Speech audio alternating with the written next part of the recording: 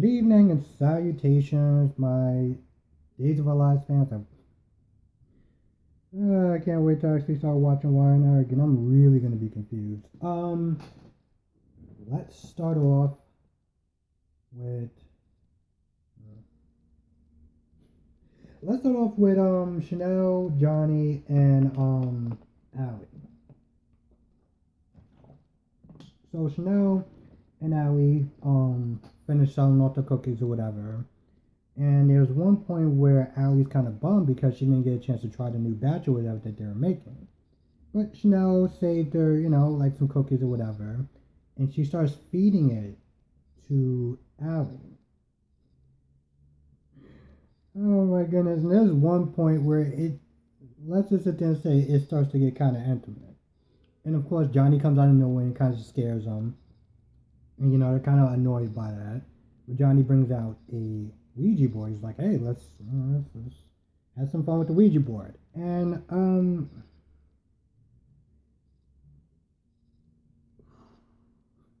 trying not to make this a PSA, but I really feel that I do have to sit there and say something about that scene. If you're going to use a Ouija board, be extremely careful because you have no idea. Once you start playing that game, you have no idea who or what you're really talking to. And, once you open that door, anything can happen.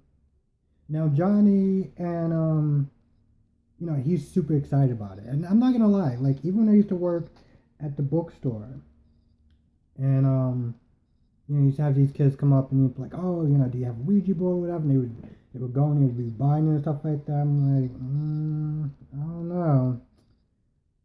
Not such a good idea. I wouldn't say that, but I'm just like, are you kidding me? Hell, even Chanel's like, I don't know about that. But he convinces them to both play, and he starts asking some questions and stuff like that. And there's one point where Johnny's like, who does Chanel really want to be with, me or Allie?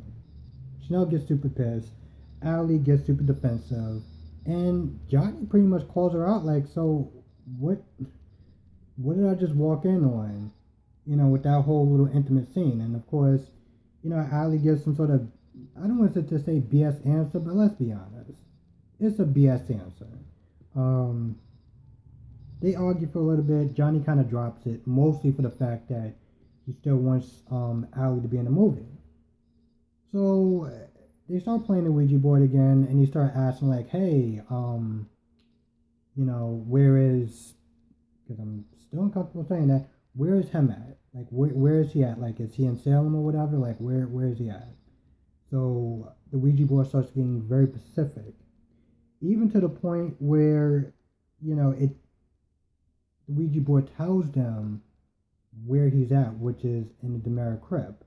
Now, after Bella was talking to Marlena, which, by the way, the way when Bella walked into the room to see Marlena, she was so scared. There was one point where it looked like she started backing up, like she was just gonna run out the room. She was creeped out. She was like, one, why are you dressed like that? Two, what the hell is going on with your eyes? But he had an excuse for everything. And even after, he went back into the room or whatever to take out the contacts,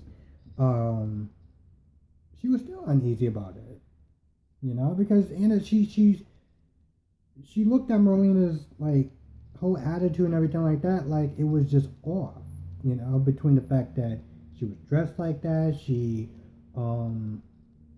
pretty much okayed the movie that Johnny was making, and the fact that towards the end she was just really trying to get rid of Bella, like, oh, you're all jet lagged and everything like that, so why don't you just I want you to just go home and just relax or whatever. Like, yo, she just got back to Salem and you're already pretty much trying to kick her out. Like, what are you doing? Like, everything just seemed kind of off about her. Um, but after, Bella leaves, he goes to visit John, which again is in the Demare crypt. And, when he gets there, he's all like, well, the last time, Marlene stopped me from killing you, but, I'm back now, and, this is pretty much going to be your resting place, your final resting place. So, I don't know. I mean, it may seem like, he's going to straight up kill John, but that guy's been on there for too many years. Um, and like I said, I didn't really understand that, like, threatening to kill him, but yet, not, a couple episodes back, he was like, John could be useful to me. So I don't understand. You're gonna kill him, or you're gonna sit there and make use out of him? Which one are we? Where are we at? So let's talk about Chad and Abby for a minute. So, they come back, I guess, from like trick or treating with the kids and stuff, and they start to fool around for a little bit. And it didn't really last that long because EJ walked right in the room. And I'm gonna be honest, every time EJ is in a scene, it is just so great. He comes in there and he acts like a dick or whatever. And he pretty much kind of reminds both of them that, he's gonna be sharing a lot of intimate scenes with Abby. Just really trying to get under Chad's skin. There's one point where after he leaves, Abby confronts him, like, yo, listen, you don't have to worry about that because I'm gonna quit. And at some point, Chad comes down there like, yo, listen, you're not quitting. He should quit. Nothing really happens because no one is really quitting. But, I guess it's somewhat of a nice thing because it really showed just how strong, the relationship is getting back on track between Chad and Abigail. The scene really works because you saw just how destroyed their whole marriage was. So to sit there and see a scene like this when they're both, kind of sticking up for each other and, just kind of really, I don't want to sit there and say professional love, but just kind of like really acknowledging how important their marriage, their relationship is. It's a good scene. It's a good scene. Yeah. So Theo comes back from Johannesburg to see his dad. And, you have Paulina Smith there watching over Abe. And Abe wakes up. And there's a scene where Lonnie and Theo come into the room. And, they're all sitting there thinking, like, listen, you just woke up. You just got, you just woke up from surgery and stuff like that. Maybe we should sit there and push back the wedding. But Abe was like, no, that's not going to happen. And we're going to, we're going to move forward with this wedding, and that's just going to be that. So Theo gets a chance to talk to his dad, and Paulina, because here's the thing, she was lying about something. I don't exactly remember what it was, but the way she had to get out of that lie is by saying that she wanted Lonnie to be her matron of honor. And, Lonnie was surprised. I'm like, the hell are you doing? So they got out of one lie. You had to sit there and tell another lie. And so when Chanel came in there, Chanel was like, I'm sorry, what? Did you just ask her to... Are you kidding me? So Lonnie leaves, and Chanel is, well, first of all, she's already pissed off about the question that Johnny asked. And now she gets there and she's like, yo, what's going on? You don't want me to sit there and stand for you or whatever. Like, why would you ask Lonnie to be a matron of honor? I'm your damn daughter. What the hell is going on? So, pretty much to get out of that, that screw up, she's like, oh, well, I just want to try to make her feel better. And, she was just in such a bad place. But, I don't have anyone to walk me down the aisle. And I want you to sit there and, give me away.